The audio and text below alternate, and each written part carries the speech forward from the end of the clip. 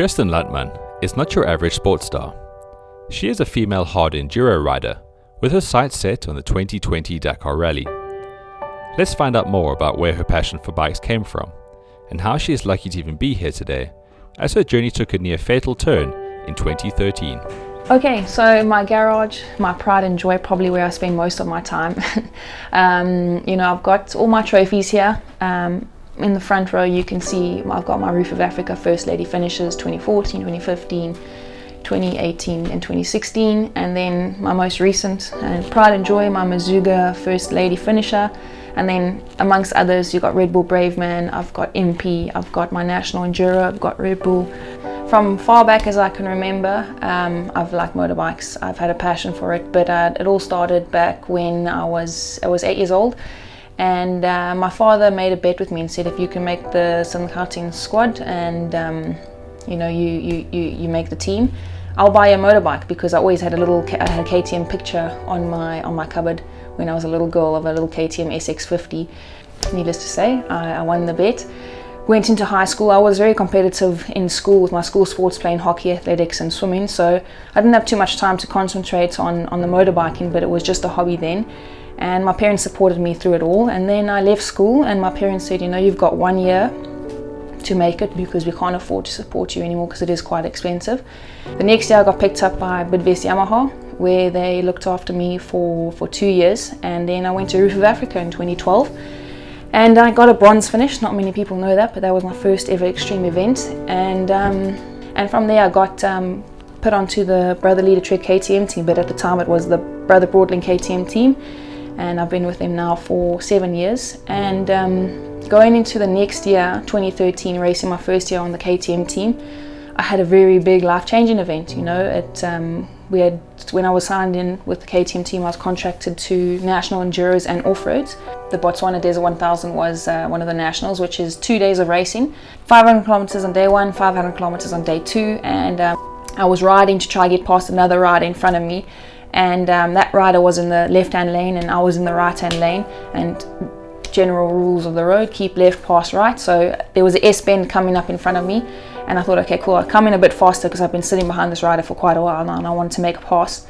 And thinking that they were in the left lane, it would be too much effort for them to switch over into the right lane, and the S-bend being on the left-hand lane, you were on the inside, so I didn't think that they would switch over. So I came in fast. Next minute that rider hopped over into the right-hand lane, and I had to slam on brakes. And when you grab on front brakes on a motorbike, and then especially like a dome-shaped rut, I couldn't fall to the left because my front wheel had passed their back wheel and they were on the left-hand side of me. So I fell to the right, and just to the right of me was a tree stump about waist height.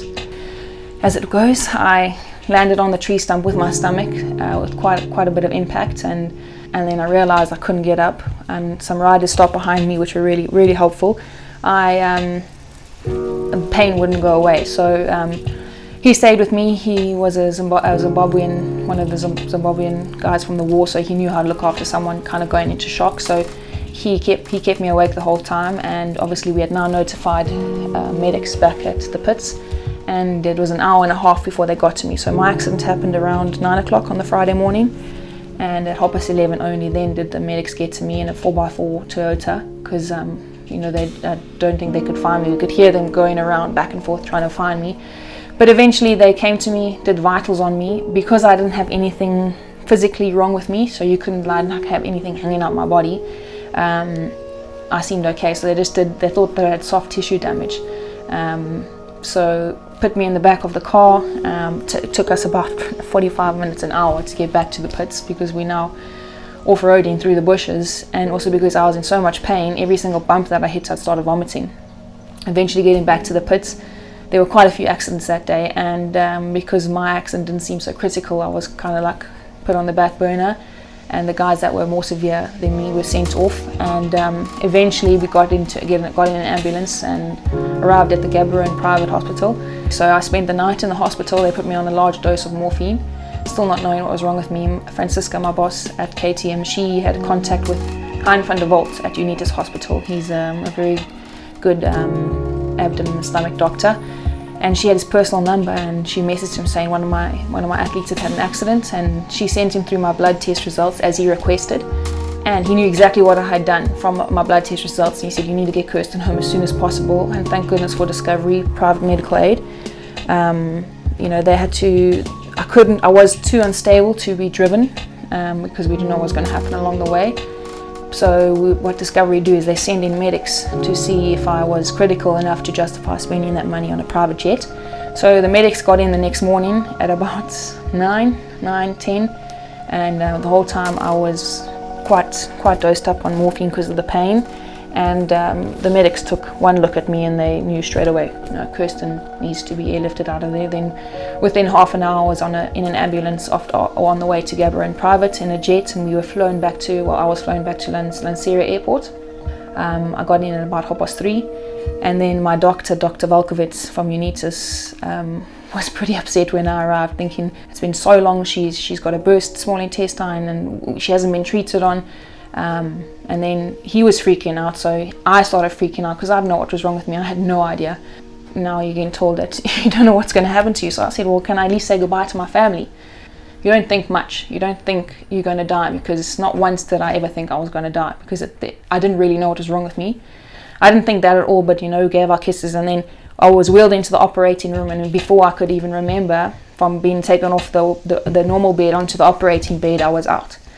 I woke up 11 days later, and I had been put into an induced coma because when they opened me up, they had realized that I had severed my pancreas off my small intestine, and your small intestine being, your wastage carrier, that had all obviously now been exposed and in my abdomen. And at the times, the doctors didn't want to tell my family that all my organs had gone septic.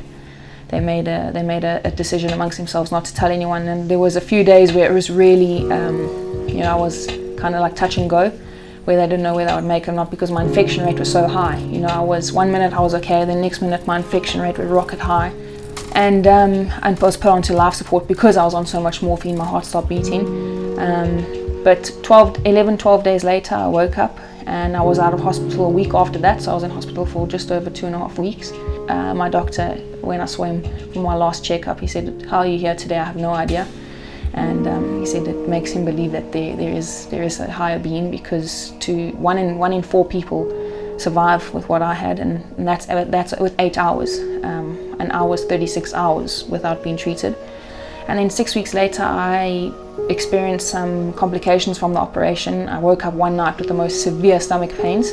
What had happened is, because of the scar tissue around my small intestine, you form loops from the small intestine.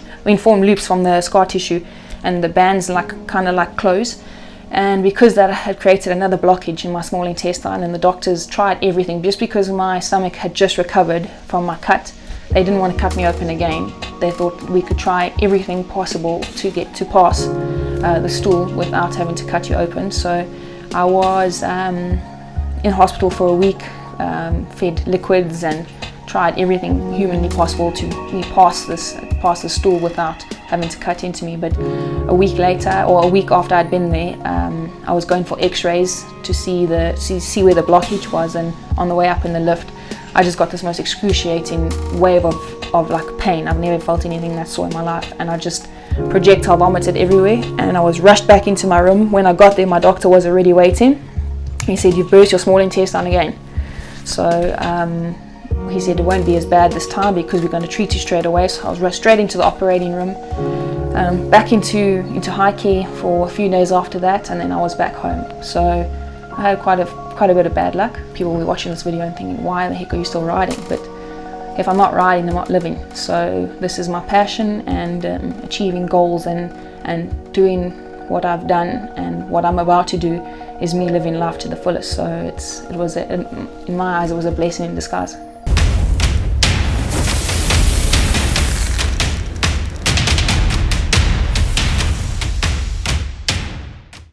To keep up with Kirsten and more on the power tools that won't quit, follow Ryobi Africa on social media.